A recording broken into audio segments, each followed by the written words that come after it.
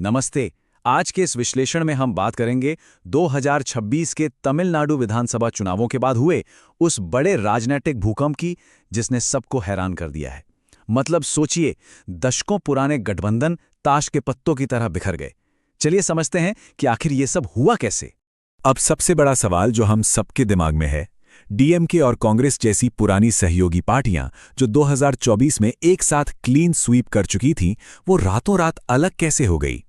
इस पूरी कहानी में एक बहुत बड़ा ट्विस्ट है, एक ऐसा एक्स फैक्टर जिसने पूरी बिसात पलट कर रख दी।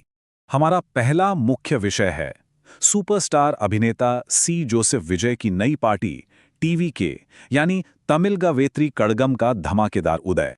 जरा इन आंकड़ों को देखिए, ये सच में चौंकाने वाले हैं। टीवीके ने अपने पहले ही चुनाव में सीधा 108 सीटें जीतकर सबसे बड़ी पार्टी का ताज पहन लिया। सत्ताधारी डीएमके सिर्फ 59 पर सिमट गई और एआईडीएमके को मिली 47 सीटें।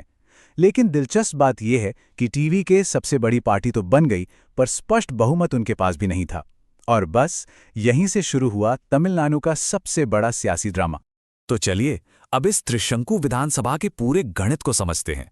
118 तमिलनाडु की 234 सीटों वाली विधानसभा में सरकार बनाने का ये जादुई आंकड़ा है। टीवीके 108 सीटों के साथ अपनी मंजिल से सिर्फ 10 कदम दूर थी।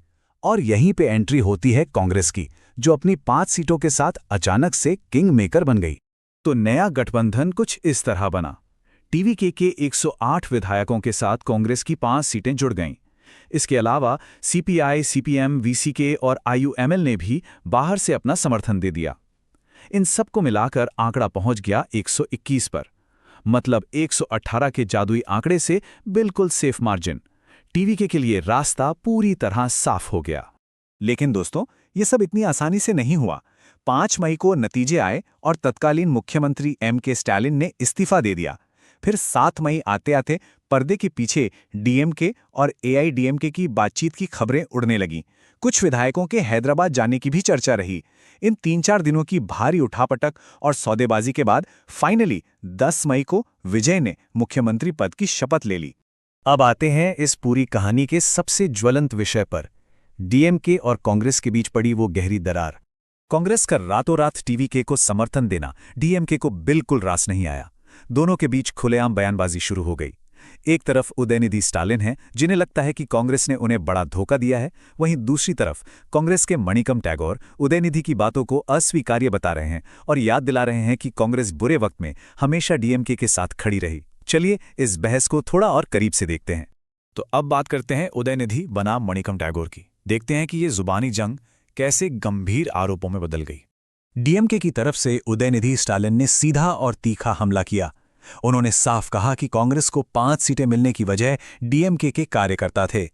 लोगों ने उन्हें इसलिए वोट दिया क्योंकि वे एम.के. स्टालिन को मुख्यमंत्री बनाना चाहते थे। लेकिन आज कुछ पदों के लिए वो हमें बिना बताए भाग खड़े हुए। हमें उन पर कभी भरोसा नहीं करना चाहिए और उन्हें कभी अपने पास फटकने भी नहीं देना चाहिए। अब इस पर कांग्रेस चुप कैसे बैठती? मणिकम के गौर ने तुरंत पलटवार किया। उन्होंने कहा कि जब डीएमके अल्पमत में थी तब हम बाहर इंतजार करते रहे। और उन्होंने एक बहुत बड़ा आरोप भी लगाया कि नतीजे आने के दौरान ही डीएमके और एआईएडीएमके के बीच गुप्त बातचीत शुरू हो गई थी, जिसमें बीजेपी के एक वरिष्ठ नेता बाकायदा मध्यस्थता कर रहे थे। तो कांग्रेस ने अपने इस दल बदल को कैसे सही ठहराया? उन्होंने इसे धर्मनिरपेक्षता की रक्षा का नाम दिया। उनका सीधा सा तर्क था कि हमने डीएमके का साथ इसलिए छोड़ा ताकि बीजेपी को इस दक्षिणी राज्य में घुसने से रोका जा सके। उन्होंने ये भी साफ कर दिया कि टीवीके को उनका समर्थन इसी शर्त पर है कि वे सांप्रदायिक ताकतों से पूरी तरह दूरी बनाकर रखेंगे। हमारा आखिरी और बहुत महत्वपूर्ण विषय, इस पूरी घटना का राष्ट्रीय राजनीति पर पड़ने वाला असर। देखिए, तमिलनाडु का ये राजनीतिक भूचाल सिर्फ एक राज्य तक सीमित नहीं है।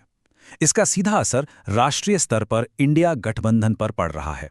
वामपंथी दलों ने तो आपस में चर्चा करके टीवीके को समर्थन दिया था, लेकिन कांग्रेस बिना किसी विचार विमर्श के सीधे टीवीके के पाले में चली गई। इस पर समाजवादी पार्टी के अखिलेश यादव ने भी तीखी प्रतिक्रिया दी और मुश्किल समय में सहयोगियों को छोड़ने वालों की जमकर आलोचना की। अब सोचिए, उत्तर प्रदेश जैसे राज्यों में जब आगामी चुनावों के लिए सीटों का बंटवारा होगा तो कांग्रेस की इस अवसरवादी छवि का क्या असर पड़ेगा? तो ये सब हमें एक बहुत ही गंभीर सवाल पर लाकर खड़ा करता है क्या कांग्रेस के इस जल्दबाजी भरे फैसले ने इंडिया गठबंधन को एक ऐसा नुकसान पहुंचाया है जिसकी भरपाई कभी नहीं हो सकती, खास तौर पर यूपी जैसे अहम चुनावों से पहले? ये एक ऐसा सवाल है जिसका जवाब हम सबको आने वाले वक्त में ही मिलेगा। आज के इस विश्लेषण में हमारे साथ जुड़ने के लिए बहुत बहुत धन्यवाद।